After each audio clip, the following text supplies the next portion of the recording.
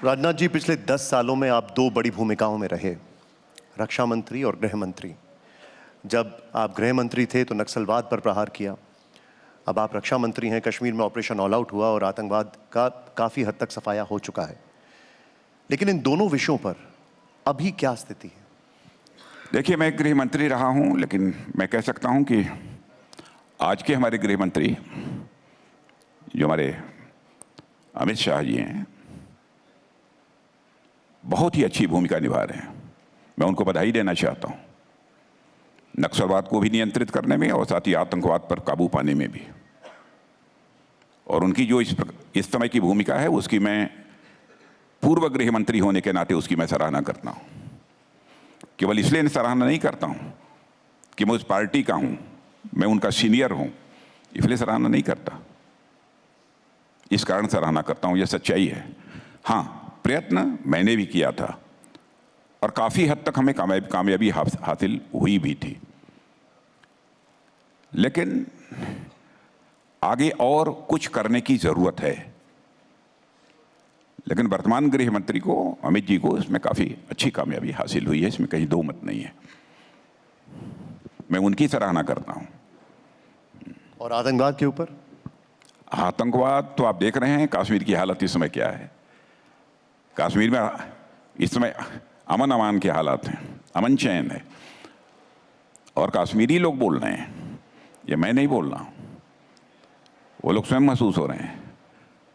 अब कश्मीर भी प्रगति के रास्ते पर आगे बढ़ चला है, और आप देखिए पर्यटकों की संख्या भी निरंतर कश्मीर वैली में बढ़ती जा रही है, लगातार।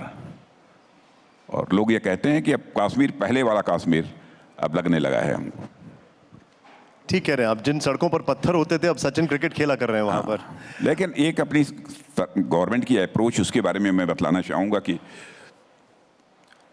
आतंकवाद को हम लोग किसी भी सूरत में बर्दाश्त नहीं करेंगे। उसके खिलाफ प्रारंभ से ही जितनी कठोर से कठोर कार्रवाई की जा सकती है हम लोगों ने किया है और आगे भी करेंगे।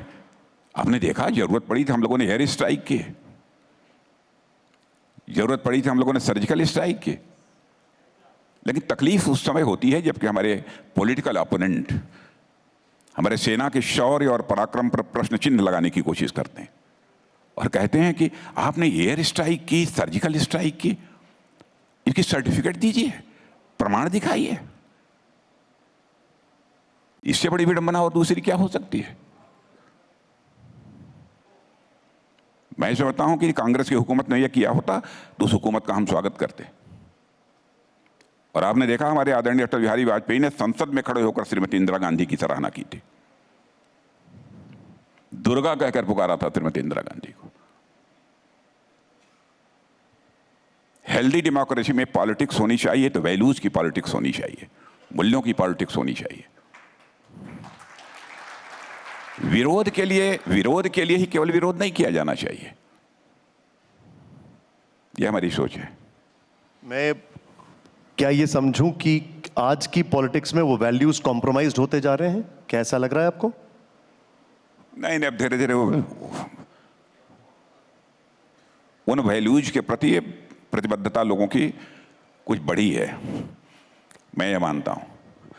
लेकिन परमात्मा जो हमारे पॉलिटिकल अपोनेंट हैं उनको भी सद्बुद्धि दे, यह मैं उनसे प्रार्थना करता हूं।